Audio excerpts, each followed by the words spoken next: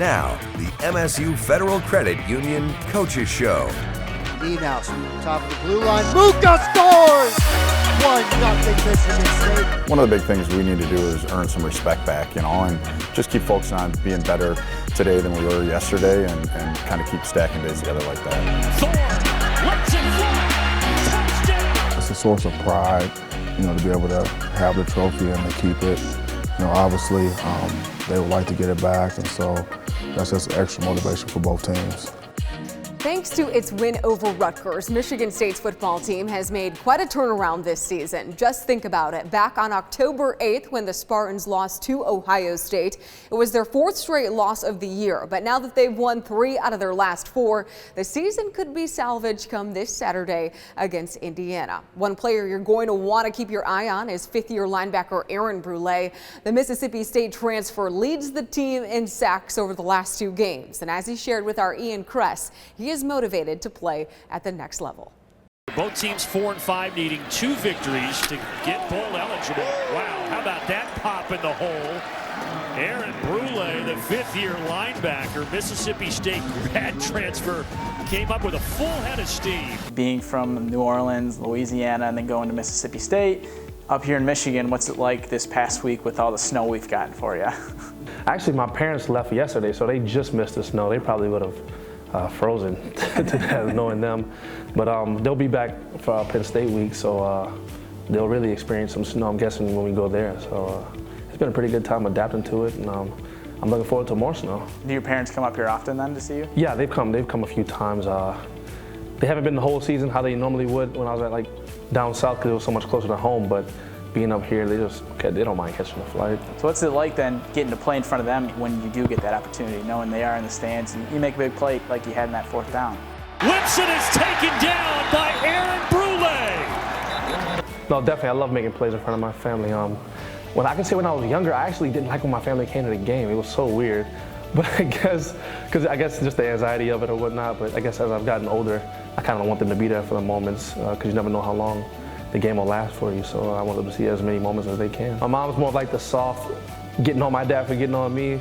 If my dad doesn't like the way I play or something, he'll stay home, but he'll still watch the games from the TV and critique me and call me and just, tell me where I messed up at. Not necessarily telling me what I did good. He said, if I do something good, he's like, I'll take it or something like that. But other than that, that's the guy that's pretty hard on me. I have to ask, in a way, when going in high school, you obviously one of your good friends being Jamar Chase. What was that like with the two of you being so close, and now where you are and where he is as well? How cool is that? No, it's real cool. Even if he's watching my game or something like that, and he'll see me make a big hit or a sack or something like that, he'd be like, "Oh, good play." And I was like, "Yeah, it'll be you real soon. Eventually, it'll be me tackling him or something like that eventually."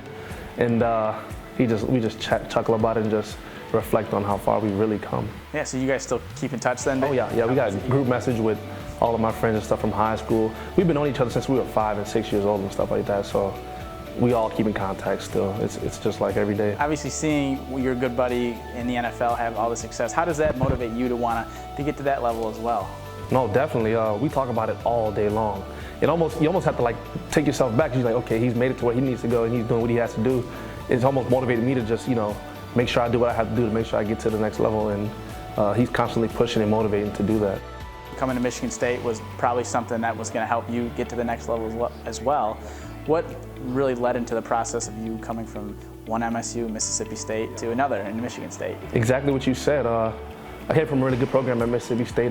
We ran a 3-4 defense, which wasn't necessarily pro-style defense, but I knew I had some polishing up to do in my game if I really wanted to go to the next level and play really well. And once I'd gotten here, Coach Tuck, Coach Hazleton, all those guys really implemented into me, getting my footwork down in the box, staying square, things like that. And I think it's been a huge part of my development, and it's really starting to click for me these last few games. And I look forward to continue this season and finishing pretty strong. How does it work with trying to see the opportunities ahead of the next level? Does Coach Tucker help you out in a way, or do you kind of seek advice from outside people? How does that work? Coach Tuck's actually brought me into his office because he knows that I'm not an overthinker, but I think a lot. So he brought me to the office and he was like, just worry about now. Just worry about your development now. Everything else will take care of itself. And because I'm guessing he noticed that I wouldn't say I was necessarily down or anything like that, but he noticed that I may have had some thoughts of thinking too far ahead, and he took me back a step and really put me in that good mind frame into just focusing where my feet are right now.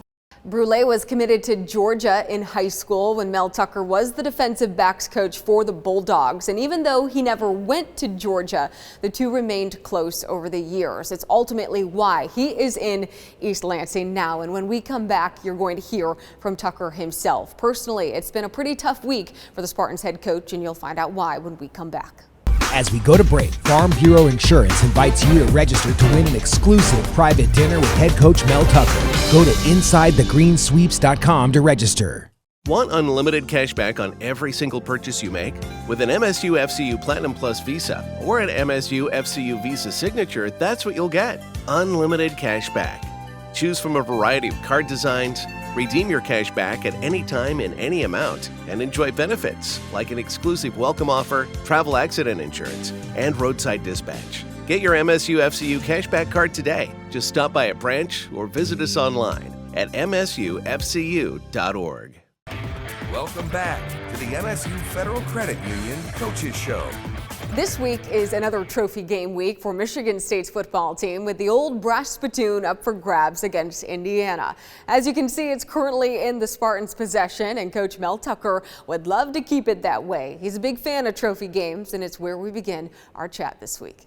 The trophy games are always great. That's what's special about college football.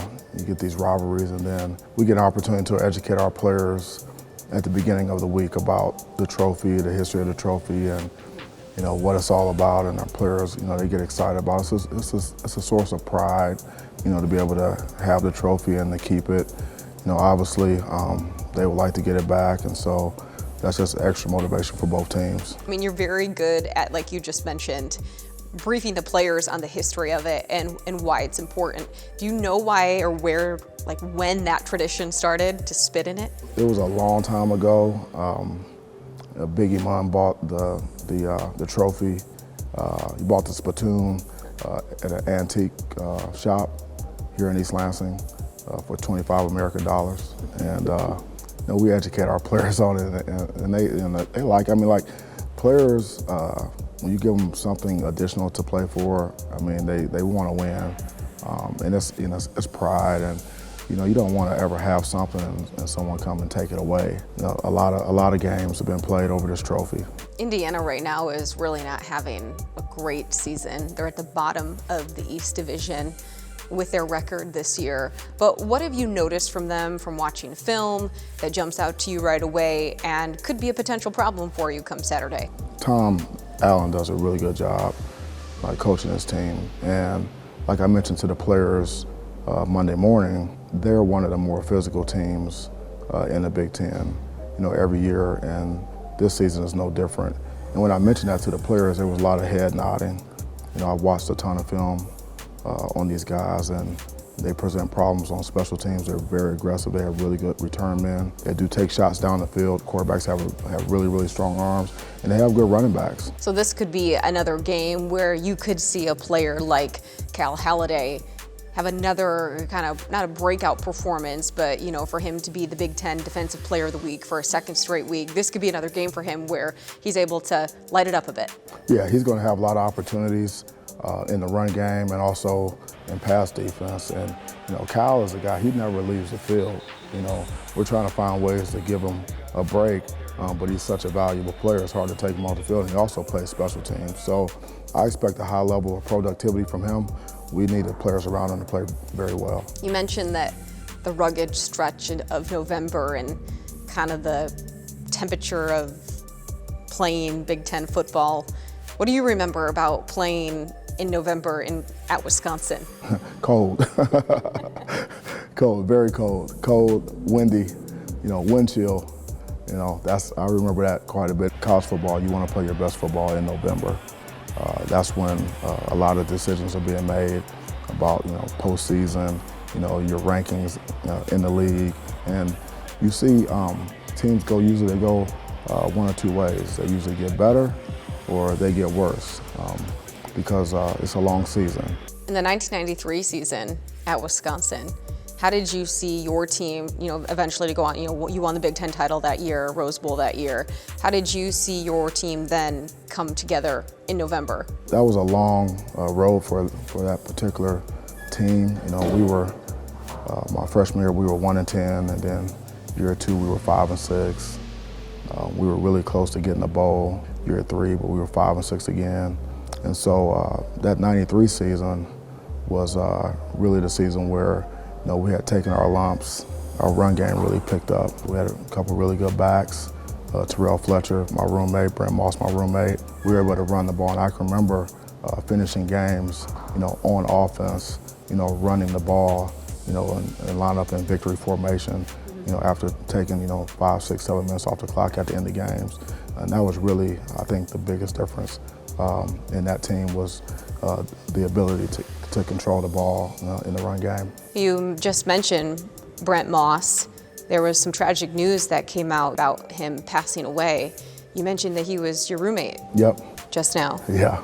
What was it like playing alongside of him, but then also living with him? Brent was a great guy. He's from Racine, Wisconsin. Really tough guy.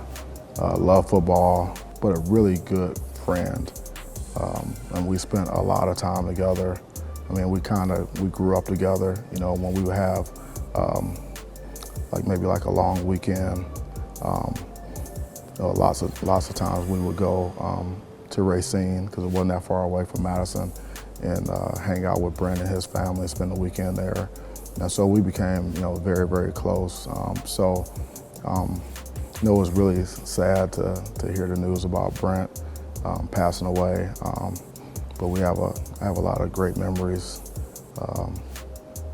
of Brent. My thoughts and prayers go out to his family and Stacy and the kids.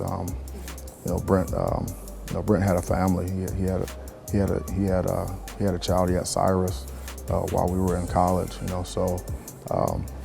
One of my teammates this morning sent me a picture of me holding Cyrus when he was maybe 1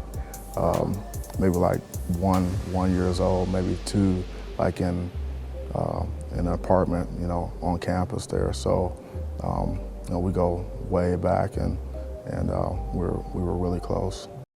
Moss was the MVP of the Rose Bowl in 1993 when the Badgers beat UCLA, and Tucker said it best. Moss was, quote, first in line of the great running backs to come through Wisconsin. He was 50 years old. We'll be back. Welcome back to the MSU Federal Credit Union Coaches Show. For the first time since 2020, Michigan State's hockey team is back in the national polls this week at number 17. The Spartans have their most recent sweep of Ohio State to thank for it, considering the Buckeyes were previously ranked at number 10. And due to those 2 wins, they're also sitting at the very top of the Big Ten standing. So who better to talk to this week than head coach Adam Nightingale? For media and for fans, to see that their team is ranked is always an exciting thing, a fun thing. A lot of times for coaches and athletes, though, it's sort of like, well, it's just a number in front of our name. But how do you view it in terms of being back in the polls this week at number 17? Probably that it's a number, I think the guys are proud, and I think one of the big things we need to do is earn some respect back. Now that you've been able to string a number of wins together, what are you really liking about the team, your team right now? I like that it's a team, and it's not about one guy. Their commitment to doing it the right way, wanting to play the right way, their competitiveness. I think our identity of our team, I think we play the game fast, and I think we're playing smarter and we're playing hard. Those are all things we work on a daily basis, so to see it on the ice and games is exciting. Dylan St. Cyr, your goaltender, has been really a brick wall in a sense almost for you in net. What do you think about his performance? Yeah, he's been great. I think super fortunate Dylan decided to come here, and he's a guy that's got a big time pedigree of being a winning goalie. He's played, he played for the national team, won a gold medal with them, was at Quinnipiac, was at Notre Dame, 2 winning programs. And a Michigan kid, for him to put a bow on his college hockey career and come back to a big time program that has an unreal tradition of goaltending. He's had a great start to that, and regardless if he's played well or not, it's the person. You know, he's a really good person, and for him to be around in our locker room every day is huge value. You have guys too who are just, you know, collecting a lot of points, having career highs when it comes to points and goals and assists. Nicholas Mueller is one of those guys. I know you weren't here last year, but to see a guy like that, you know, progress and to have these career highs, what does that mean to you to know that, you know, he's able to have that experience? Yeah, no, I'm excited for Nico's. You know, one thing with Nico is it's really hard to find smart players like that think it at like an elite level. And Nico, when you look at Nico's track record, like he played World Juniors, he was for Switzerland, played online with Nico Hischier, was the first overall pick. I mean, he was the captain at Modo, which is like a hockey factory in Sweden, being a Swiss kid going there and being the captain. Like he has a history of producing as a player, you know. And sometimes at college, especially a European player, you come over here, the game is different. It's more chaotic, it's more hyper. And Nico plays the game with his mind, you know, so I think, you know, it probably just takes time to learn how to figure out what's going on all the chaos, and he's had a really good start to the year. I hope he keeps it up. You brought up something that I think is very interesting. You mentioned getting the respect back. Are you seeing that? I mean, obviously getting the polls is one way to get the respect nationally, but maybe more at a local level. How have you noticed the arena here, maybe as series progress and the season goes on, or maybe even conversations that people will have with you outside of the rink? Right. No, I think there is. You know, every home game, it seems like there's a little more energy in the building. The crowd's a little bit bigger. You know, we talked to the group on Monday about this. Is like we're not really worried about opinions. Like I've never really worried about people's opinions of me because those change. You know, but our reputation does matter. You know, and so we want a reputation that when you come watch our team play, we play hard. We play right to the final buzzer, regardless if we're winning or losing. And I think that's what the fans really respect about this group. I know they've enjoyed that we've won some games, but I do think when they come and watch us play, the guys play hard, you know. And to me, that's our reputation, and it's not an opinion. And we want to keep making sure we're earning respect. The Spartans' 4-game win streak is their longest since the inaugural season of Big Ten hockey back in 2013-14, and a major reason for it is because of the man they have between the pipes. We introduce you to goalie Dylan St. Cyr when the MSU Federal Credit Union Coaches Show returns.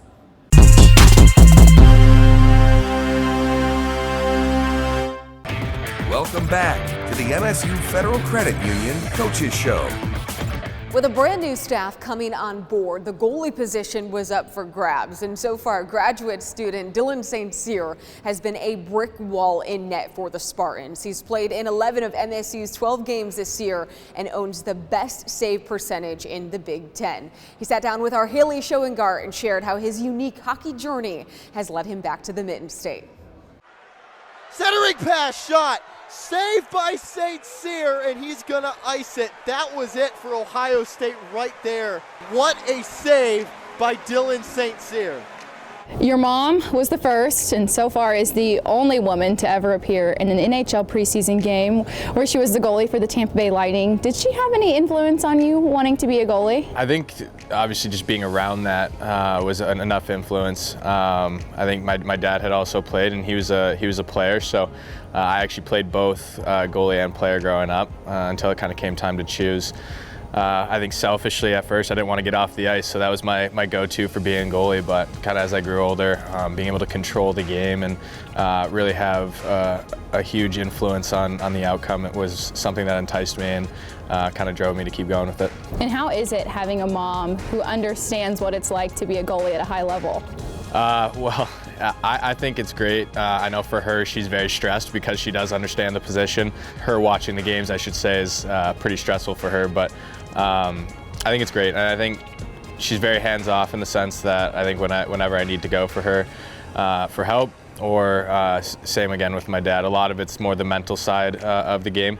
It's your 6th year playing collegiate hockey this year. What was it that attracted you to want to round out your career here at Michigan State? When Coach Nightingale called, I think his biggest message was being part of a winning culture and really building that from scratch. And I think obviously over the past few years, the program wasn't where they wanted it to be, and I think being able to come in and make the changes necessary to kind of fulfill those goals was really enticing. I think being at 2 prior programs at Notre Dame and at Quinnipiac, they both had that winning culture and the way that they do things. So I think bringing that and my experiences from there to come here, as well as being close to home, I think all kind of tied into my decision making. And how was it facing your old teammates, your old coaches, being back in your old ice arena? Yeah, it was very exciting. It was pretty surreal, especially knowing over half the team still there and seeing those guys. So obviously there was fun nerves and really exciting to be back in the stadium,